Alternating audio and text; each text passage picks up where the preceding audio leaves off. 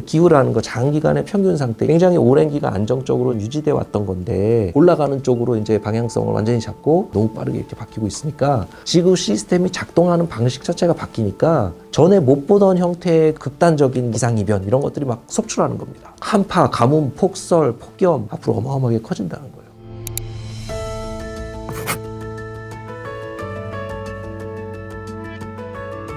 바다를 왜 이해하려고 하냐? 뭐 이게 이제 기후 문제도 있고 환경, 생태, 자연재해 뭐 이런 이슈들이 있으니까 바다 자체를 잘 알아야 뭐 우리가 그거를 대응을 하지 않습니까? 그래서 과학적으로 일단 이해하려고 하는, 그러니까 자연과학대학 소속이거든요. 제가 지구환경과학부라는 데가 공과대학 아래에 있는 게 아니고 자연과학대학 아래에 있다는 거는 바다를 활용해서 뭔가 인간에게 뭐 유용한 뭘 하겠다는, 그게 이제 공과대학에서 조선해양공학과나 이런 해양공학에서 하시는 건데 그런 게 아니고 여기 이제 해양과학, 해양학이니까 이거는 자연과학, 자연 자체를 이해하려고 하는 지금 그런 겁니다. 여러 환경 측정 요소들, 변수들을 다 측정을 하는데 물리적인 과정에 이제 초점을 맞추다 보면은 주로 이제 수온, 온도죠, 온도. 정밀한 온도계를 써서 뭐 심해나 이런 데서는 뭐 0.0001도 막 이런 변화도 중요하기 때문에 정밀한 온도계를 활용해서 이제 심해에도 막 내렸다 올렸다 하고, 또 이제 저희가 선박에서 이렇게 만들어 놓은 무인 해양 관측 장비 이런 것들을 이제 배에서 투하를 해 놓으면 이게 이제 바다에 계속 돌아다니면서 뭐 1년이고 2년이고 계속 데이터를 위성으로 해서 보내주기도 하고 여러 방식으로 데이터를 수집을 하는데, 이제 배에서 기본적으로 운영하는 그런 장비를 가지고 현장 관측 조사를 정밀하게 하는 경우도 있고, 해수 시료나 이런 것들을 이제 추출해 와서 실험실에서 막 분석하는 경우도 있고, 무인 해양 관측 장비들 돌아다니는 것도 있고 제자리에 계속 있는 것도 있는데, 이제 그런 것들을 활용해서 전 세계 바다 곳곳에서 연속적인 어떤 해양 환경 측정 이런 것들이 이루어지고 있다고 보시면 됩니다. 그러니까 지구 평균 온도가 1.5도 올라간다고 해서 갑자기 뭐 무슨 일이 생기고 이런 건 아니거든요. 그러니까 기후라는 거 장기간의 평균 상태, 이거는 굉장히 오랜 기간 안정적으로 지금 유지돼 왔던 건데 이게 갑자기 올라가는 쪽으로 이제 방향성을 완전히 잡고 올라가는 속도도 과거 역사나 이런 거랑 비교해 보면은 너무 빠르게 이렇게 바뀌고 있으니까 이게 문제다라고 하는 거고요. 더군다나 이게 특정 지역의 온도도 아니고 지구 평균한 온도거든요. 추운 지방에 있던 사람들은 이제 좀 따뜻해지니까 더 살기 좋아지고 뭐 이런 거다, 거기에 맞게 우리가 잘 적응하면 되겠다, 뭐 좋은 거다 이렇게 생각할 수도 있을 텐데, 근데 그냥 단순히 평균 온도만 조금 올라가고 마는 그런 차원의 문제가 아니고, 이 올라가는 속도도 다 지역적으로 다르고, 이게 올라가는 정도가 차이가 나면 대기의 순환, 해양의 순환 이런 게 막 바뀌면서 지구 시스템이 작동하는 방식 자체가 바뀌니까 전에 못 보던 형태의 그런 극단적인 기상이변 이런 것들이 막 속출하는 겁니다. 전례 없는 수준으로. 한파, 가뭄, 폭설, 폭염, 온갖 지금 그런 것들이 과거에 못 보던, 뭐 100년 만에 뭐 이거 너무 자주 생기잖아요. 이제 맨날 매년 기록을 갱신하는 거예요. 이게 뭐 100년 만에 뭐 120년 만에 뭐 전례 없는 일들이 자꾸만 생긴다는 거죠. 그 지역에서 못 보던, 그러니까 비가 안 오던 건조한 기후 지역인데 갑자기 막 폭우가 쏟아지고 막 그래서 홍수가 나고, 여기 대비가 안 돼 있잖아요. 그런 비에 한 차원 더 높은 방제를 하지 않으면 자연재해 피해 규모도 앞으로 어마어마하게 커진다는 거예요.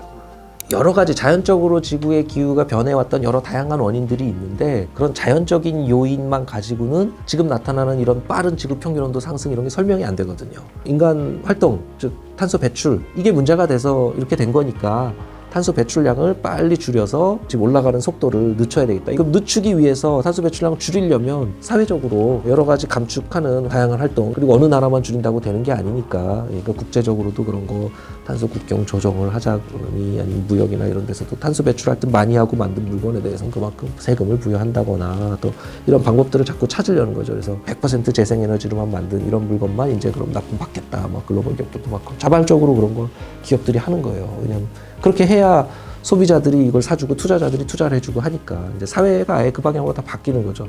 거주 가능한 지구로 우리가 만들어 나갈 것이냐, 아니면 거주 불능 지구로 만들어 나갈 거냐, 좀 뭐 선택을 해야 되니까 당연히 탄소 배출량을 줄이는 쪽으로 그렇게 할 수밖에 없다, 이렇게 생각합니다. 기술적인 부분은 이제 인위적으로 바다를 활용해 가지고 이제 이 기후 변화 속도를 좀 늦추는 완화 노력을 한다거나 기후 변화의 적응력을 좀 높이거나 이제 그런 공학적인 기술적인 시도들인데, 기후공학, 지구공학 이렇게 부르는 이제 기후를 인위적으로 좀 조절하려는 시도입니다. 근데 그 다양한 그런 기후공학적인 아이디어가 있는데, 그 중에 이제 해양을 활용하려는 아이디어들도 여러 가지가 있어요. 예를 들면 바다에 기포를 많이 만들어서 태양 그 반사율, 알베도라 그러는데 태양 복사가 이렇게 일부 반사되잖아요. 근데 반사율을 높이는 거죠. 이 하얗게 기포가 많으면은 많이 반사되니까 흡수되는 양이 줄어들잖아요. 흡수력을 줄이기 위한 이제 그런 노력도 있고, 그 다음에 이 바다의 대기 중에 있는 탄소가 바다에 흡수되는데 흡수력을 높이기 위해서 뭐 식물성 플랑크톤이 막 광범위하게 번성할 수 있게 해조류 같은 것들을 막 번성하게 해서 여기서 탄소 흡수를 많이 하게, 그리고 이제 이게 격리돼서 심해로 대기에 있는 탄소를 줄일 수 있는 그런 방법으로 하기 위한 기술들이라든가, 그래서 해양을 활용해서 대기 중 탄소 농도를 줄여나가려는 공학적인 시도들, 기술적인 스타트업들도 최근에 많이 나오고 있고, 이제 그런 기술적인 노력들도 하고요. 기업들 중에는 이제 스타트업, 이런 기후 테크 이런 것들을 가지고 기후 문제에 대응하는 신기술을 가지고 하는 기후 테크들이 나타날 것이고, 그런 것들이 또 기후 위기 인류가 대응하는 데 도움이 될 것이기 때문에 이제 그런 방향의 기업 전략도 있을 것이고요.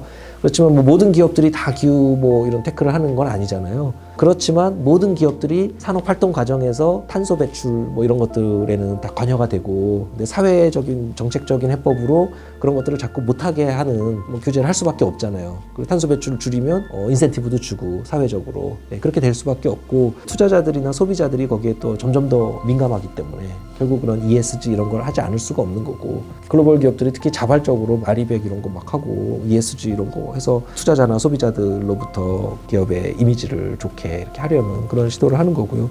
그게 어떻게 보면 기업의 이제 중요한 전략이고, 결국은 뭐 정부에서 이렇게 강제해서 하는 것보다 결국은 기업이 주도적으로 지속 가능한 방향으로 탄소 계속 배출하고 이런 식으로 지속 가능하게 안 되니까 지속 가능한 방향으로 선제적으로 바꾸고, 그걸 통해서 이제 투자도 많이 받고 제품이나 서비스도 더 잘 팔고, 그렇게 되는 방향이 더 바람직하다고 그렇게 생각이 됩니다.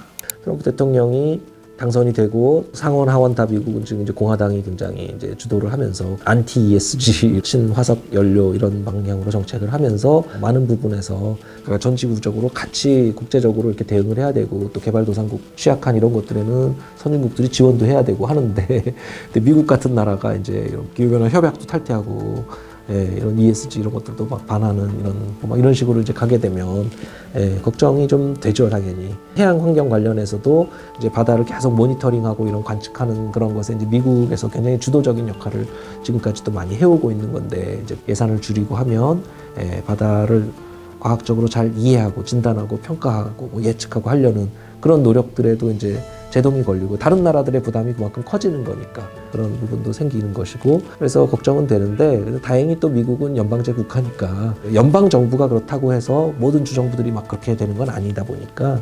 캘리포니아주라든가 워싱턴주, 뭐 뉴욕 이런 데들은 ESG나 이런 것들 뭐 강화하고 오히려 그렇게 하기 때문에, 그래서 지속 가능한 방식으로 탈바꿈하는 추세에 제동이 걸리거나 역행하는 그런 방향으로 가기는 어려울 거다, 저는 그렇게 전망을 합니다. 관측해양학을 해서 직접 막 배 타고 가서 탐사를 하려면 뭐 연안이나 이런 데는 뭐 일주일짜리 크루즈도 있지만 인도양이나 막 태평양, 또 심지어 저 남극 연안 막 이런 데 가서 탐사를 하고 이렇게 오면은 막 한 달, 두 달이 가 있습니다.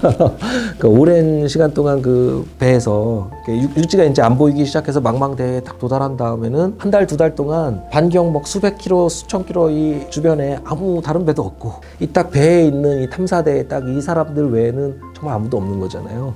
이 정말 날 것 그대로의 자연의 속에 딱 들어와 있는 이 탐사대, 이 동료들끼리 아주 친해집니다. 그래서 끈끈해지죠. 그래서 특히 이 바다라는 이런 자연 대상을 과학적으로 이해하기 위해서 같이 동고동락하면서 공동체 생활을 하는, 서로 많이 의지가 되고 치열업이 되는 거죠. 동기부여가 서로 같이 되는 거죠. 그래서 그런 게 저한테 굉장히 큰 동기부여고요. 그래서 저는 현장에 가서 배를 타고 막 한 달, 두 달씩 크루즈를 해야 저는 확실히 더 동기부여가 되고 더 잘 연구를 할 수가 있게 되는 것 같습니다. 자연재해, 뭐 환경오염 이런 여러 관점에서 바다를 아는 게 굉장히 중요한 문제인데, 그런 거를 알아가는 동료 그런 후배 과학자들 이런 친구들이 많아졌으면 좋겠고, 특히 국내에서도, 그래서 특히 여기 서울대에서도 그런 동료들을 계속해서 양성하는 게 이제 저한테 남아있는 가장 이제 중요한 목표라고 저는 그렇게 생각합니다.